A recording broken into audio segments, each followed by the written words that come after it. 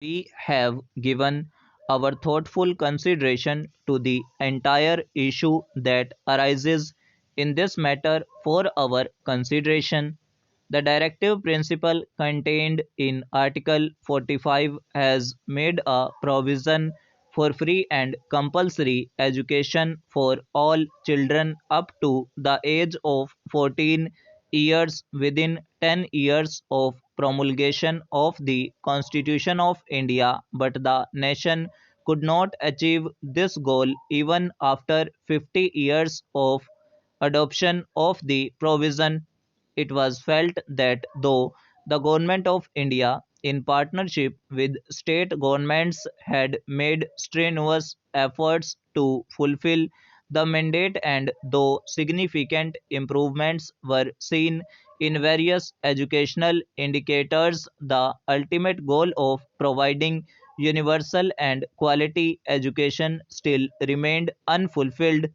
In order to fulfill that goal, it was felt that an explicit provision should be made in the part of the Constitution relating to fundamental rights. Right to education is now a guaranteed fundamental right under Article 21A. It commands that the state shall provide free and compulsory education to all children of the age of 6 to 14 years in such manner as the state may by law determine.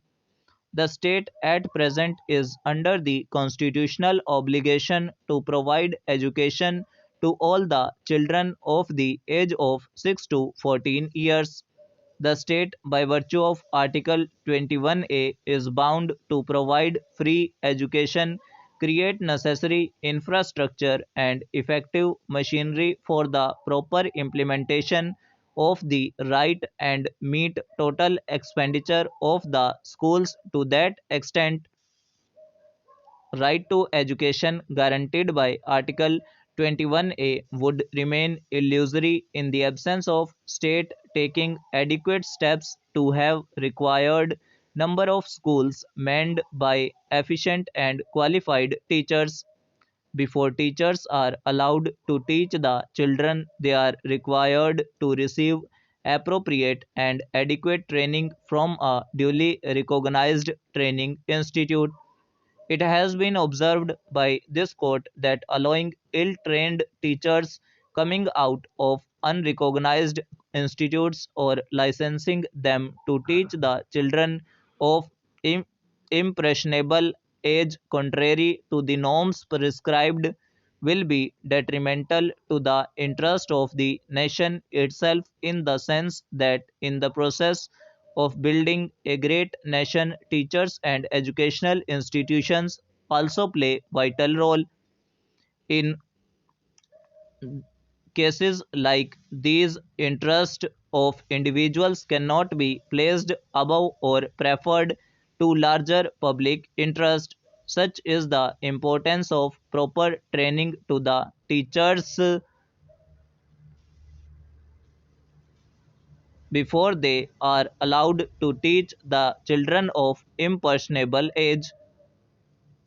A fair reading and analysis of the scheme of the Act with respect to recognition of the institution imparting course or training in teacher education is an essential prelude to the core questions involved.